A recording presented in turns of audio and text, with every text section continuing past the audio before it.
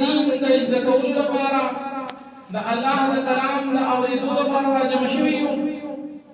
نو چې موږ او تاسو د مجلس د آدابو هم خیال وساتو او موږ او تاسو په توجه سره د علماء کرامو دا خبرې واورو، بیا په هغې باندې د عمل کولو کوشش وکړو او په خپل راتلو باندې د الله جل شانه ډېر زیات شکر ادا کړو.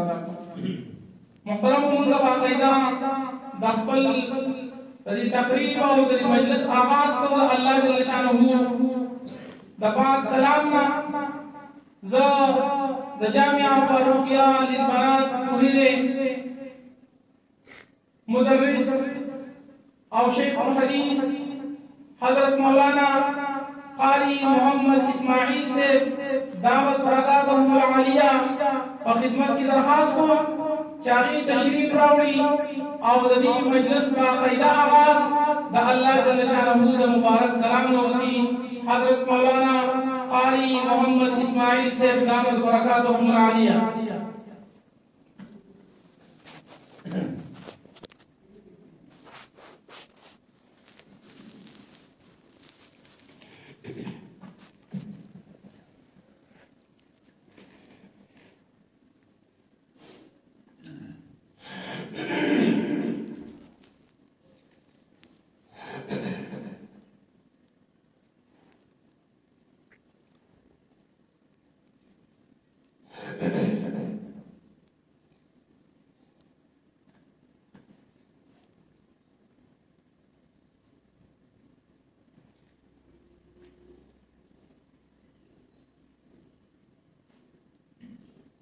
أعوذ بالله من الشيطان الرجيم.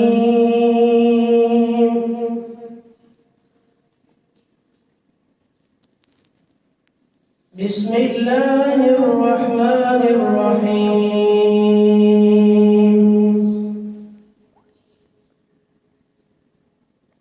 تبارك الذي جعل في السماء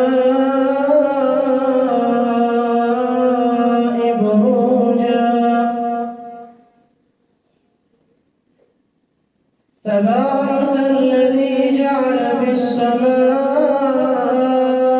بروجا وجعل فيها سراجا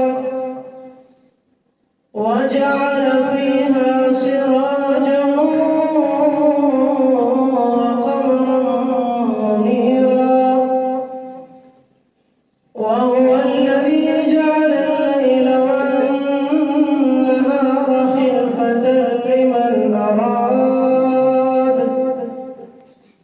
خلفة لمن أراد أن يذكر أو أراد شكورا. وعباد الرحمن الذين يمشون على الأرض هونا وإذا خاطبهم الجاهلون قالوا سلاما. والذين يبيتون لربهم سجدا وقياما. والذين يقولون ربنا اصرف عنا عذاب جهنم إن عذابها كان غراما إنها ساءت مستقرا ومقاما. والذين إذا أنفقوا لم يسرفوا ولم يقتروا وكان بين ذلك قواما. والذين لا يدعون مع الله إلها آخر ولا يقتلون النفس التي حرم الله إلا بالحق ولا يزنون ومن يفعل ذلك يلقى أثاما. يضاعف له العذاب يوم القيامة ويخلد فيه مهانا إلا من تاب وآمن وعمل عملا صالحا